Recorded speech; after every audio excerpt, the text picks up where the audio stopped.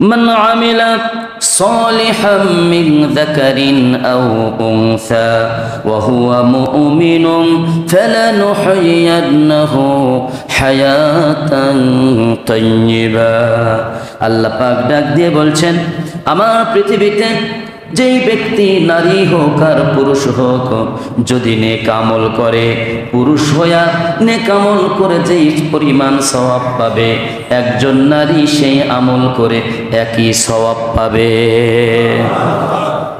ইসলাম ধর্মে কোনো বৈষম্য নাই। নারী পুরুষ, পুরুষ একটা সিজদা দিয়ে যেই সওয়াব পাবে, একজন নারী সিজদা দিয়ে একই সওয়াব আল্লাহর কাছে পেয়ে যাবে। পুরুষরা বাইরে যে অনেক জিহাদের কাজ করে, পরিশ্রম করে, ইসলামের জন্য মিছিল করে, ইসলামের জন্য কাজ করে, নারীরা সব সময় অংশগ্রহণ করতে পারে না। তারা সন্তান লালন পালন করে। বিশ্বনবী বলেন, একজন মেয়ে যখন সন্তানকে লালন পালন করে, বাইরে যে জিহাদের ময়দানে অংশগ্রহণ করে পুরুষরা যে সওয়াব পায়, নারীরা লালন পালন, সন্তানকে লালন পালন করে জিহাদের সওয়াব লাভ করে। ইসলামে বৈষম্য আছে? নাই। নারীর মর্যাদাকে ইসলামে কত চমৎকার ভাবে তুলে ধরা হয়েছে। আল্লাহ পাক রব্বুল আলামিন কোরআনুল কারীমের ভিতরে স্পষ্ট ভাবে বলছেন, ওয়ালাহুন্না মিসলুল্লাযী আলাইহিন্না বিল মারুফ। যেই সময় নারী সমাজের কোনো অধিকারই নাই, সেই সময় আল্লাহ পাক নারীর সমান অধিকার দিয়ে, সম অধিকার, সামঞ্জস্যপূর্ণ সমান অধিকার, সমান অধিকার যে বর্তমান আন্দোলন, এটা পৃথিবীতে কোনোভাবেই সম্ভব নয়। একজন পুরুষ বলে যদি যে আমরা যেমন রিক্সা চালাই, তাহলে নারীরাও সমান অধিকার চায়, তারাও রিক্সা চালায়, এটা কি সম্ভব? আমরা একদম জমির ভিতরে যে চাষ করি, নারীরাও চাষ করে খায়, তাদের দ্বারা ওটা সম্ভব? ইসলামে বলা হয়েছে সামঞ্জস্যপূর্ণ সমান অধিকার। সুবহানাল্লাহ। হাজিরিন, যখন নারীর মর্যাদা ছিল না, ইসলাম রাসূল সাল্লাল্লাহু আলাইহি ওয়াসাল্লাম কি বাণী শোনাচ্ছেন, আদ-দুনিয়া কুল্লুহা মাতা ওয়া খায়রু মাতা'আদ দুনিয়া আল মারআতুস সালিহা। আমার উম্মতেরা, পৃথিবীবাসী শুনে রাখো, এই পৃথিবীতে যা কিছু তোমরা দেখতে পাও সব সম্পদ, সব সম্পদ, কিন্তু পৃথিবীর মধ্যে সর্বশ্রেষ্ঠ সম্পদ কি তোমরা জানো? সাহাবীরা বললেন, সেটা কি? নবী বললেন, ওয়া খায়রু মাতা'আদ দুনিয়া আল মারআতুস সালিহা। পৃথিবীর সর্বশ্রেষ্ঠ দামি সম্পদ হলো একজন সতী সাধবী, নেককার একজন স্ত্রী। জোরে কোন সুবহানাল্লাহ। পৃথিবীর সর্বশ্রেষ্ঠ সম্পদ। সুবহানাল্লাহ। অর্থাৎ পৃথিবীর মধ্যে যত খনিজ সম্পদ আছে, স্বর্ণের যত পাহাড় আছে, স্বর্ণের যত খনি আছে, তেলের খনি আছে, সব এক দাড়ি পাল্লায়। আর একজন নারীকে এক দাড়ি পাল্লায়, ইসলাম বলতেছে এই নারীর দাড়ি পাল্লা সব সম্পদের তুলনায় ভারী। সুবহানাল্লাহ। কি মর্যাদা দিয়েছে ইসলাম নারীকে। সম্মানিত হাজিরিন, এরপরে আল্লাহ পাক রব্বুল আলামিন বললেন যে তোমরা যেভাবে নারীর অধিকার দাবি করে, আমার খেদমত করবা, আমার কাপড় কেচে দেবা, আমি আসার আগ দিয়ে যেন শরবত পানি সব রেডি থাকে। কি দাবি আছে না? আছে না? তুমি যেভাবে নারীর উপরে এই অধিকারটা চাও, একই রূপে তোমার উপরেও নারীর এই রকমেরই অধিকার আছে। সুবহানাল্লাহ। তুমি মনে করেছো চাকরানি? না, চাকরানি মনে করলে সার্টিফিকেট পাবা না, সব শেষ। যখন তোমার মৃত্যু হয়ে যাবে, ভালো করে শুনে, যখন তোমার মৃত্যু হয়ে যাবে, তোমার প্রতিবেশী আসবে, বন্ধু বান্ধব আসবে, সবাই এসে বলবে, আহারে এই লোকটা কত ভালো ছিল, এই লোকটা কত সুন্দর ছিল, কিন্তু ঘরের মধ্যে যে একজন লোক আছে তিনি তোমার স্ত্রী। তিনি বলতেছেন, এর মতো আবু জেহেল, এর মতো আবু লাহাব, এর মতো ফিরাউন আল্লাহর জমিনে আমি আর দেখি নাই। আল্লাহ কারটা কবুল করবে? নবী বলতেছেন মৃত্যুর সময় গ্রামবাসী তোমাকে ভালো বলেছে, কিন্তু স্ত্রী বলল তুমি খারাপ ছিলা। আল্লাহ পাক গ্রামবাসীর সাক্ষ্য কবুল করবে না, স্ত্রীর সাক্ষ্য কবুল করবে। আল্লাহু আকবার। গ্রামের সবার অধিকার আদায় করেছো, জননেতা হয়ে গেলে, কিন্তু স্ত্রীর অধিকার আদায় করলে না, তুমি জাহান্নামী হয়ে গেছো। ঠিক কিনা বলে? দেখছেন, স্ত্রীর একটা দস্তখত, স্ত্রীর একটা ক্লিয়ারেন্স, একটা মুখের সার্টিফিকেটের কারণে আপনি জাহান্নামী আর নাই জান্নাতি। আল্লাহু আকবার। নারীর মর্যাদা আছে না নাই? কথা বলেন, আছে না নাই?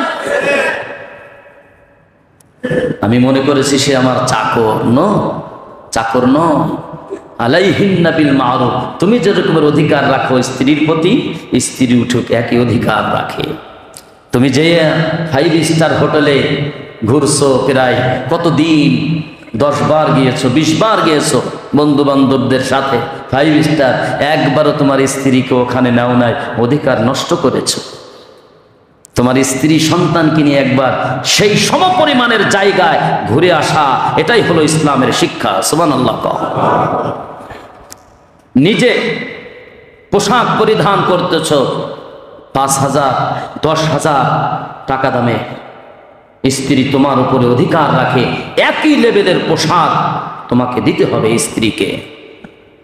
ইসলাম সম অধিকারের এই কথাগুলো বলে। সম্মানিত হাজিরিন, বিশ্বনবী মুহাম্মদুর রাসূলুল্লাহ সাল্লাল্লাহু আলাইহি ওয়াসাল্লাম কিভাবে নারীর অধিকার আদায় করতে হয়, প্রতিষ্ঠা করতে হয়, তিনি প্র্যাকটিক্যালি আমল করে গেছেন। বিশ্বনবী একটা মদিনার রাষ্ট্রের প্রেসিডেন্ট, কত রাষ্ট্রীয় দায়িত্ব পালন করলেন, দিনের দাওয়াতে কাজ করলেন, মুসলমানদের মামলা সব কিছু মিটাইয়া বাড়িতে আসলেন। তখনও দেখলেন আয়েশা রান্না করতেছে, রাগ হলেন না, ধমক দিলেন না, স্ত্রীকে একটা খারাপ ভাষায় কথা বললেন না, সাথে সাথে আয়েশার রান্নার কাজে তিনি নিজ হাতে অংশগ্রহণ করে তিনি সহযোগিতা করলেন। একটা কটু কথা বললেন না, আয়েশা সারাদিন বাইরে এতক্ষণ কাজ করে আসলাম, তোমার এই রান্না দেখার জন্য আছে? রান্না কই? কি আমরা তো এই ধরনেরই কথা বলে, ঠিক কিনা বলে? আর তিনি কোনো দুঃশব্দ না করে, আয়েশা রান্না দেরি হয়ে গেল, আমি তোমার কাজে সহযোগিতা করতেছি, নাও একসাথে কাজ করলে তাড়াতাড়ি হয়ে যাবে। সুবহানাল্লাহ। যে স্ত্রীর প্রতি এই রেসপেক্ট ধারণা থাকে, ধারণা রাখে, এই সম্পর্ক রাখে, আচ্ছা বলেন তো ওই স্ত্রী ওই স্বামীকে ভালো কম বাসবে না বেশি বাসবে? সুবহানাল্লাহ। তার সম্মান বেড়ে যাবে। স্ত্রী বলবে আমার স্বামীর মতো মানুষ হয় না, সাক্ষাৎ ফেরেশতার সাথে আমার বিবাহ হয়েছে। সুবহানাল্লাহ।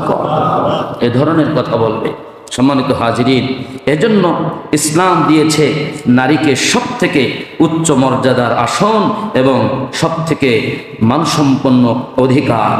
সম্মানিত হাজিরিন, এরপরে বিবাহ যে করবেন, আপনি বিবাহ করতে গেলেন, যে দেন মোহর আমার, সব আমার, খরচ আমার, সুতরাং আমি বিবাহ করতে গেছি, আমি আগে কবুল বলব। আপনি আগে কবুল বললে কাজ হবে? হবে? কবুল বলতে হবে কার আগে? স্ত্রী যদি বলে না হবে না, ব্যাস বিয়ে বাতিল। ঠিক কিনা বলেন? সুতরাং ইসলাম বলছে আগে মেয়ে রাজি কিনা আগে দেখো। সে যদি কবুল না বলে, তাকে জোর করায় কবুল বলাইলে ওই বিয়াটা প্রকৃত বিয়ে হবে না। আল্লাহু আকবার। সম্মানিত হাজিরিন, এখন সম্পদের দিকে আসেন। সম্পদ হিন্দু ধর্মের ভিতরে মেয়েরা যখন বিবাহিত হয়ে যায়, তার যাওয়ার সময় যত কিছু ওই যে হাড়ি পাতিল যা কিছু দিয়ে দেয়, কিন্তু তাদের ধর্মীয়ভাবে তাদের পিতার সম্পদের ভিতরে পৈতৃক সম্পদের মধ্যে কোনো অধিকার নাই, কিচ্ছু নাই। কিন্তু ইসলাম ধর্মে একজন নারী 5 জন পুরুষের কাছে সম্পদ পাবে। কয়জন? সুবহানাল্লাহ বলে। পিতা 1 নম্বরে কি? পিতার কাছে সম্পদ পাবে।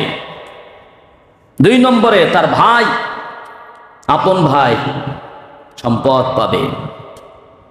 3, তার স্বামীর কাছে সম্পদ পাবে। 4, তার পুত্র সন্তান তার কাছে সম্পদ পাবে। সুবহানাল্লাহ।